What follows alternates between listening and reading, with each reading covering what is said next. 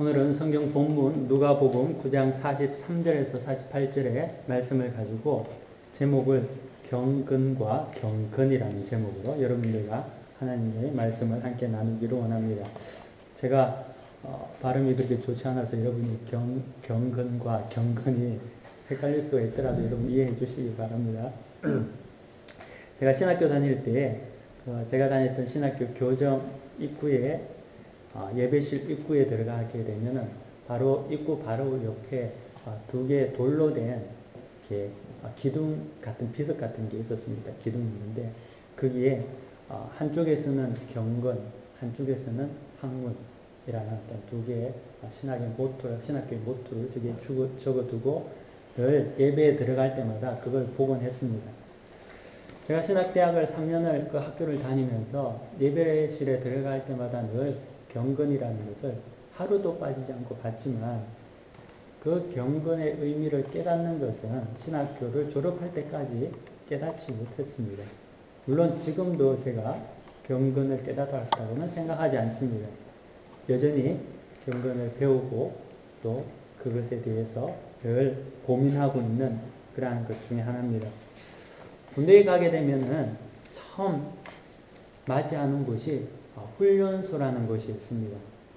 군대에서 훈련소의 역할은 일반 사회에서 살았던 사람들이 이 군대라는 곳에 제일 처음에 들어오면서 사회에 있던 물들을 다 뽑아내는 그러한 것들을 하는 곳이 훈련소라고 생각할 수 있습니다.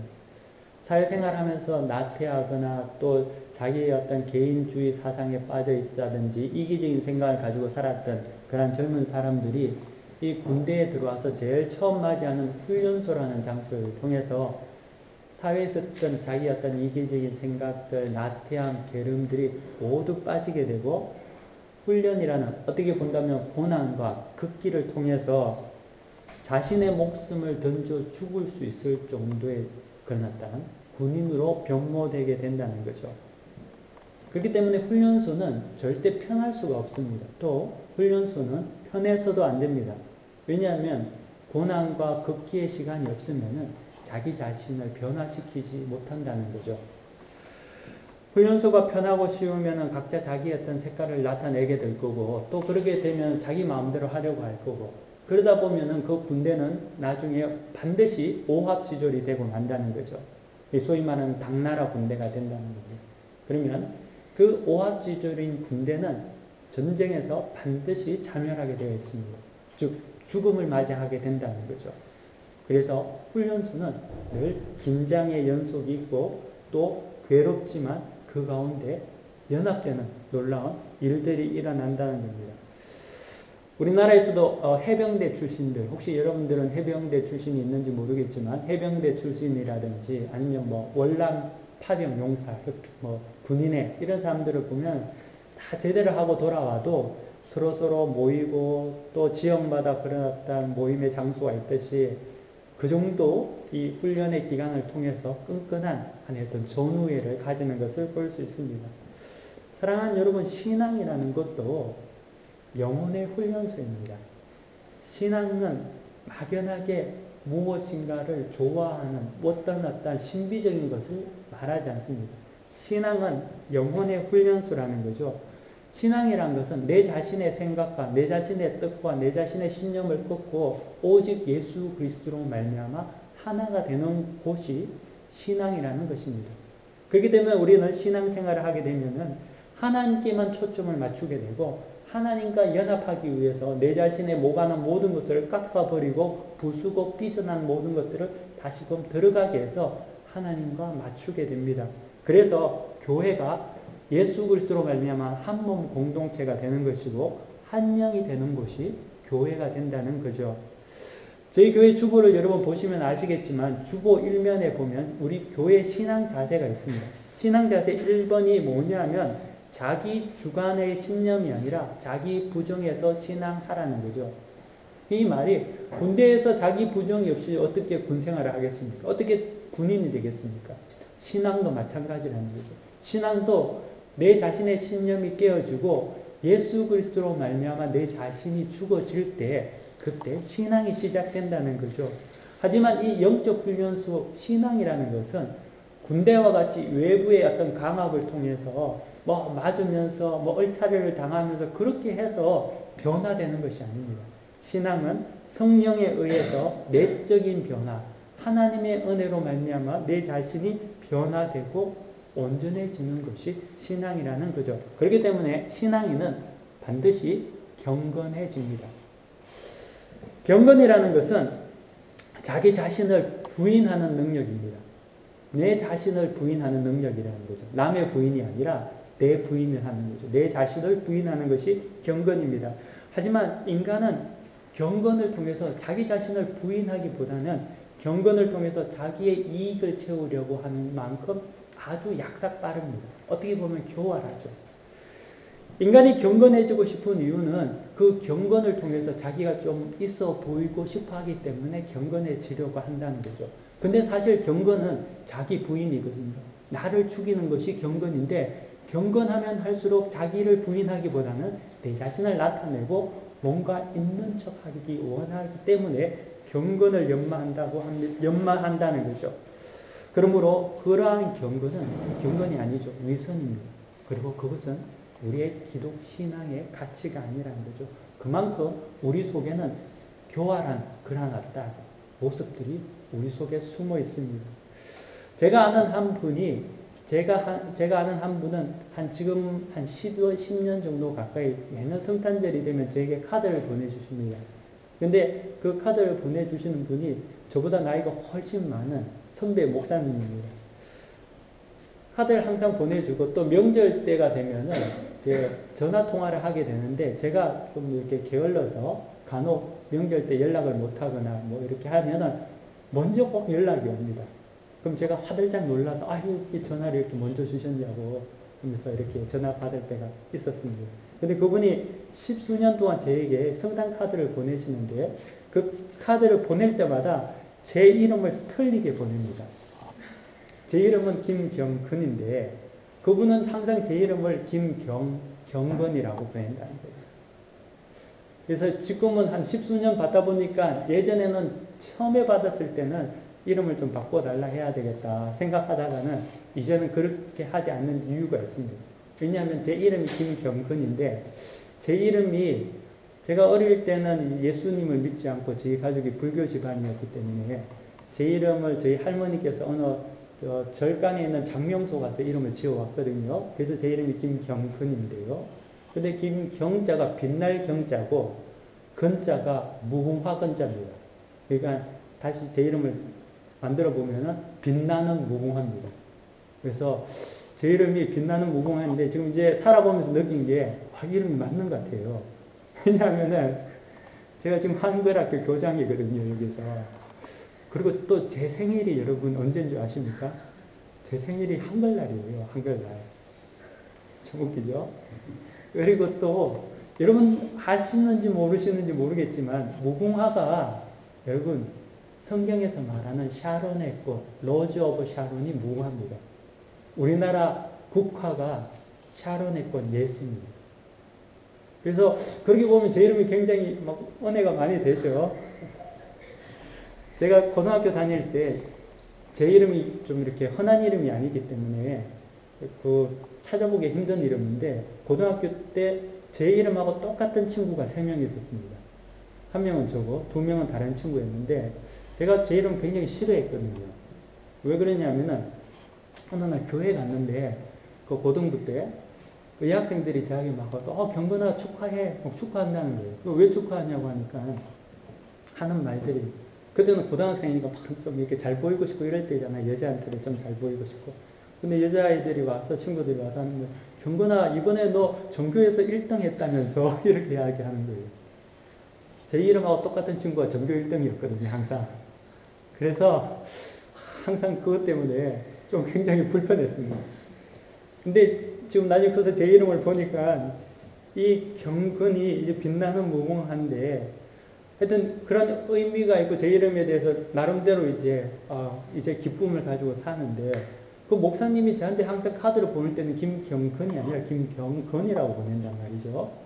근데 제가 나중에 그걸 제 스스로 깨달은 거죠. 그 의미가 네 이름은 경건인데 빛나는 무궁하기보다는 너 자신을 죽여라. 자아를 구입해라. 경건, 너 자신을 죽여라. 예수님 앞에서 온전히 죽이고 낮아지라는 의미로 받아들여졌기 때문에 제가 더 이상 그분에게 그냥 받을 때마다 감사하게 받고 있습니다. 또 그분 또한 그분의 삶을 통해서 후배에게 나이도 어린 사람에게 항상 먼저 연락하고 싶지 않을 거 아니에요. 그래서 그 삶을 보면서 제 마음 깊이 더 와닿았던 그런 기억들이 있습니다. 여러분, 인간은 아무리 고상하게 여러분이 예배를 드려도 또 참 은혜롭게 예배를 찬송을 드려도 믿을 수 없는 이유는 인간 속에 가식적인 모습은 끝이 없기 때문입니다. 우리 속에 가식은 정말 끝이 없다는 거죠. 우리는 완전히 태어날 때부터 연기파로 태어나서 죽을 때까지 연기파로 살아간다는 거죠. 그래서 하나님께서 우리에게 이 사람이 진짜인지 가짜인지 연기인지 아닌지를 알기 위해서 고난을 허락하십니다. 여러분, 액션 배우가 영화에서 굉장히 싸움을 잘하지만 실제적으로 싸움을 싸워봐야 되는 거 아닙니까? 싸움을 싸우면 얻어 터질 수 있지 않아요? 그래 봐야지, 실전에 봐야지만 그 실력을 알게 되듯이 하나님께서도 우리에게 고난을 통해서 우리가 정말 진짜인지 가짜인지 그리고 우리가 경건한지 아닌지를 우리를 깨달아 알게 하신다는 거죠. 우리 실체를 보게 하신다는 겁니다. 그런데 우리는 우리 자신도 우리 스스로를 잘 모른다는 데 문제가 있습니다. 우리 스스로도 속아 넘어갈 때가 너무 많다는 거죠. 그래서 하나님께서 고난을 통해서 우리 자신을 보게 합니다. 네가 이 수준이라는 것을 보게 한다는 거죠. 그러므로 고난이 유익한 것입니다. 고난 당할 때 자기 자신이 여과 없이 드러난다는 거죠. 그리고 고난을 통해서 내 자신이 보게 되고 나 자신을 보게 될 때 진정 예수 그리스도의 필요함을 깨닫게 된다는 겁니다. 그래서 하나님께서는 사랑하는 자들에게 고난을 허락하십니다. 여러분 가운데 혹시 어려움이 있습니까? 그것 때문에 두려워하지 말아야 합니다. 그것 때문에 좌절할 필요가 없습니다. 하나님은 그 고난을 통해서 우리를 성장시키시고 하나님과 연합함으로 말미암아 온전한 경건의 삶을 이루게 하신다는 거죠. 그래서 고난은 우리에게 유익을 줍니다. 이스라엘 백성이 출애굽한 이후에 곧장 하나님께서는 가나안 땅에 보내지 않으셨습니다. 40년 동안 그들을 고난 가운데 그저 내버려 두셨습니다.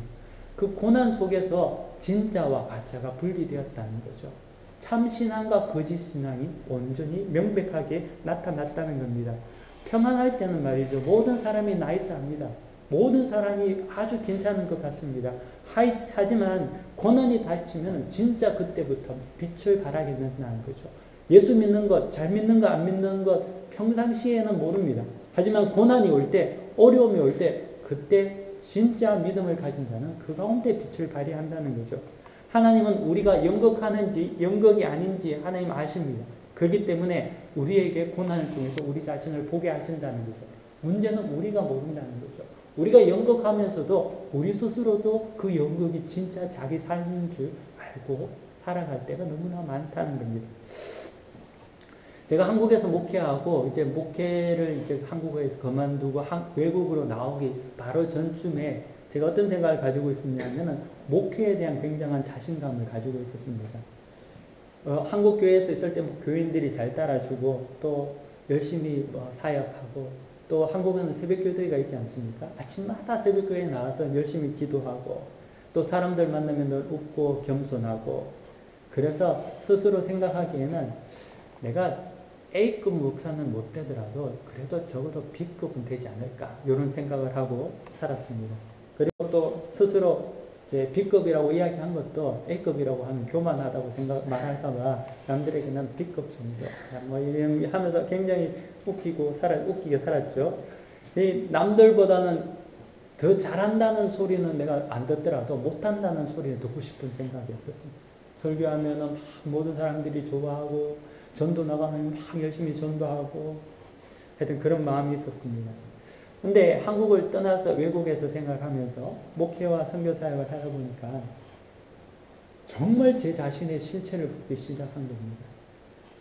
사람들이 많고 인정해주고 잘한다고 하고 새벽에 기도회가 있어서 날마다 기도할 수 있고 어디 가든지 상담할 수 있고 위로받을 수 있는 곳에서는 정말 잘하는 줄 알았습니다. 하지만 광야에 떨어져서 아무도 없는 곳에, 그리고 정말 하나님 없이는 살 수 없는, 내 자신의 경건의 삶을 통해서 하나님을 찾을 수밖에 없는 곳에 딱 떨어지고 보니까 마치 유리봉 속에 있는 불순물이 막 올라오는 것 같이 엉망진창이라는 것을 제가 깨닫게 되었다는 거죠. 제 자신의 경건이 얼마나 모양만 있는 경건이라는 것을 정말 깨달아 알았다는 거죠.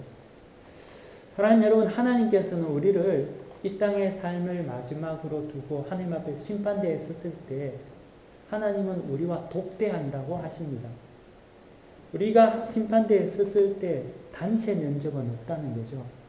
우리가 생각하기에는 하나님 앞에 섰을 때 뭐 누가 이제 탄원해주고 이 사람은 좋았던 사람이고 이 사람은 훌륭해, 이게 없다는 겁니다. 친구나 가족이 담임 목사가 추천해주는 그런 일들이 없다는 거죠. 오직 예수 그리스도와 하나님만 계시고 자기 자신이 독대한다는 거죠. 여러분, 우리는 예전에 신독이라는 것이 있지 않습니까? 혼자 있을 때 그 자신이 어떠한 것들에 대해서 우리가 배우지 않았습니까? 하지만 우리는 많이 있을 때, 교회 안에 있을 때는 정말 신앙생활 잘하는 것 같은데 떨어져 나가면은 완전히 자멸한다는 거죠. 저는 제 자신을 보면서 제 인생의 경험을 통해서 제가 깨달은 게 있습니다. 나는 나를 믿을 수 없구나. 그래서 저는 저 자신을 믿지 않습니다. 그렇기 때문에 여러분도 저를 믿으면 안 됩니다. 괜히 목사 믿다가 큰일 난다는 거죠. 목사를 믿는 것이 아니라 제 자신도 저를 못 믿는데 여러분이 저를 어떻게 믿겠습니까? 또 믿었으면 안 되죠. 대신 제 자신을 믿지 않기로 하는 그 순간부터 저는 말씀을 믿기로 결단했습니다. 말씀만을 믿습니다. 그리고 말씀을 바로 깨닫고 행할 수 있는 은혜를 주시기를 간절히 바랄 뿐입니다. 그것은 저뿐만 아니라 여러분도 동일합니다. 여러분도 여러분 자신을 믿으려고 해서는 안 됩니다. 여러분 또한 하나님의 말씀만 상고하고 하나님만 따라가기 위해서 하나님의 은혜를 받아야 합니다. 그것이 우리가 유일하게 하나님의 은혜 안에 살 수 있는 길이라고 믿습니다. 제가 오늘 선교사에게 들은 이야기인데요. 어떤 선교지를 방문한 선교팀이 있었습니다. 근데 선교사가 이 선교팀을 데리고 이제 동행하는 중에 일어난 사건입니다. 국경을 넘어서 고속도로를 타고 이제 국경을 넘어서 이제 어디 이동하게 됐는데 마치 차량에 기름이 떨어져서 좀 단체 버스였는 것 같아요. 근데 내려서 이제 기름을 넣는데 휴게소에 잠시 선 겁니다. 그 팀원들이 다 내려서 이제 또 인솔 교육자도 같이 내렸겠죠.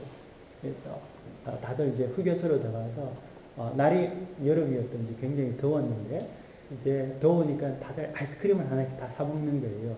그래서 아이스크림을 다 이제 선교 팀원들이 사 먹는데 선교사도 이제 가시는데 아무도 자기한테 아이스크림 하나 사주는 사람도 없고 먹어보라는 사람이 없더라는 거예요. 근데 뭐 그러면 괜찮은데 그럴 수 있는데 마침 자기 옆에 이제 인솔 교육자가 옆에 있었는데 팀원 중에 한 사람이 오더니 목사님 더운데 아이스크림 하나 드시면서 이거 아이스크림을 탁 주고 가는 거예요. 근데 선교사한테는 그냥 뭐 먹으라는 말도 없이 그냥 가버렸다는 거예요. 그러니까 이 선교사가 생각하기에는 좀 이게 스스로 좀 난감했겠죠. 그래서 괜히 또 옆에 있으면은 자기도 또 사달라고 하는가 다 생각이 들어 그냥 자리를 떠나 나온 겁니다. 그리고 난 이후에 이제 버스가 출발할 때가 돼서 버스를 타려고 올라가는데요. 다들 아이스크림을 하나씩 다 들고 오는데 아이스크림 없는 사람이 선교사 자기밖에 없더라는 거예요. 이 마음이 상한 거예요. 이 사람들 선교지에 선교 돕는다고 해놓고 저희들끼리 먹고 잘 놀고 선교사 난중이 없고 그게 마음이 상한 거예요. 그래서 차를 타고 가면서 마음이 상해서 이제 얼굴이 좀 굳어지고 말수가 적어진 거예요. 그러니까 이 인솔 목사가 눈치를 챘어요. 그래서 좀 이렇게 하여튼 말도 못하고 이런 좀 서먹한 시간이 조금 흘렀다는 거죠. 근데 선교사가 이제 가다가 가만히 마음에 어떤 마음이 드냐 하면 하나님께서 야 이놈아 너 선교 보냈더니 너 아이스크림 때문에 이렇게 삐져서 있냐고 너 아이스크림 먹으러 여기 왔냐? 하는 마음이 드는 거예요. 뭐 선교에서 예수 믿게 하고 사람들 살려고 보냈더니 이 아이스크림 먹으려고 정신을 못 차리고 이것 때문에 삐쳐가지고 있냐고 그런 마음이 선교사 마음에 드니까 선교사가 너무 부끄럽고 내가 이게 복음을 위해 예수를 전가하러 왔는데 그 아이스크림 하나 나한테 안 줬다고 그것 때문에 지금 열받아가지고 이렇게 자기 자신을 한심하더랍니다. 한심하다. 그래서 이내 회개하고 이게 아니구나. 그리고 더 잘 웃고 더 반갑게 이야기하고 그렇게 이야기했다는 제가 이야기를 들은 적이 있습니다. 회개했다는 이야기를 들었습니다. 여러분 오늘 성경 본문에 보시면은 12명의 제자들도 예수님 앞에서 자기가 가진 어떤 경건이라는 모습이 남에게 폼을 내고 이익을 위해서 뭔가 나타내기 위해서 경건의 훈련을 한 것 같이 나타나고 있습니다. 제자들이 논쟁하고 있습니다. 근데 그 논쟁의 주 요점이 뭐냐면 누가 더 크냐, 누가 더 크냐가 그들의 논쟁의 주제입니다. 근데 예수님께서는 지금 무슨 말씀을 하고 있냐면 순환에 대해서 이야기하시고 계시거든요. 자기의 죽음에 대해서, 낮아짐에 대해서, 십자가에 대해서 이야기하는데 제자들은 계속 누가 높은 자리를 차지할 건가에 대해서 관심이 있다는 거죠. 예수를 따르면서 어떻게 내가 더 많은 이익을 차지할 수 있을까? 내가 좀 더 폼낼 수 있을까에 관심을 가지고 있다는 겁니다. 제자들을 봐서 알 수 있듯이 예수님을 따라다니면서 배움을 받았어도 성령의 은혜로 깨닫고 바뀌지 않은 분은 사람이 쉽게 바뀌지 않는다는 거죠. 제가 3년 동안 신학교를 들락날락거리면서 경건이란 문구를 3년이나 봤음에도 불구하고 그것을 깨닫지 못했던 것 같이 제자들도 마찬가지 아닐까. 물론 제가 후자니까 제자들을 따라하는 거겠지요. 예수님의 가르침, 예수님의 능력, 또 예수님의 모든 말씀이 불완전했겠습니까? 예수님은 온전하게 말씀으로 가르치시고 예수님의 능력은 부족함이 없었지만 그런 완벽한 교육을 제자들이 받았음에도 불구하고 제자들은 아직까지 엉뚱한 짓을 하고 있다는 거죠. 그렇기 때문에 많은 사람들이 신앙의 열심을 가지고 있지만 여전히 문제가 있고 어려움이 있는 것은 성령의 은혜 거듭나지 않았기 때문이라는 것입니다. 제자들도 배우고 예수님을 그토록 따라다녔지만 아직까지 바뀌지 못했다는 거죠. 하지만 그들이 언제 바뀌었습니까? 그들이 언제 바뀌었냐면은 예수님이 부활하신 이후에 오순절날 성령께서 강림하시는 그 순간에 그들은 완전히 바뀌게 되었습니다. 성령님께서 오실 때에 똑같은 그러한 사람들이 완전히 바뀌어서 정말 하나님의 말씀에 따라서 완전히 연합한 그러한 믿음의 사람으로 바뀌었다는 거죠. 이것은 교육이나 훈련의 문제가 아니라는 거죠. 신앙은 훈련의 문제가 아니라 신앙이란 것은 오직 성령의 은혜로 말미암아 이루어진다는 겁니다. 그래서 기독교는 한마디로 말하면 은혜밖에 없습니다. 배워서 되는 문제가 아니라 은혜로 말미암아 감화되어야 합니다. 훈련의 문제가 아니라 중요한 것은 성령께서 내 속에 들어와서 내 자신을 완전히 변화시킬 때 이루어진다는 거죠. 그래서 우리 개혁교회 장로교는 솔라 그라치아라고 해서 오직 은혜로 말미암아 우리가 산다고 말하고 있습니다. 이것이 우리 기독 신앙의 핵심 고백이라는 거죠. 여러분 배움에도 어느 정도 한계가 있습니다. 하지만 정말 안타깝지만 한국에 있는 우리 큰 대형 교회 중에 제자 훈련으로 얼마나 노력한 교회가 있습니다. 하지만 지금 교회가 나누어지고 얼마나 문제가 있지 않습니까? 배운다고 사람이 안 바뀌거든요. 배움은 우리에게 동기를 줄 수 있습니다. 하지만 배움에는 늘 한계가 있다는 거죠. 변화는 오직 성령의 은혜, 예수 그리스도의 능력과 하나님의 은혜밖에 없습니다. 저는 여러분들이 이곳에 있는 분들이 하나님의 은혜 받기를 원합니다. 하나님의 은혜를 받으면 인생이 바뀝니다. 눈의 비늘이 벗겨집니다. 그 은혜를 사모해야 합니다. 그것은 말로 설명할 수 있는 것입니다. 신비에 속한 것입니다. 그 은혜를 여러분들이 사모해야 합니다. 교회에서 설교 시간 때, 기도 시간 때 목사가 은혜 받기를 원하라고 은혜를 기도하라고 하니까 사람들이 생각하기에 은혜 받는다는 것은 돈 잘 벌고 잘 먹고 잘 살고 이 땅에 어떤 축복을 받는 게 은혜라고 생각하는데 천만에 아니라는 거죠.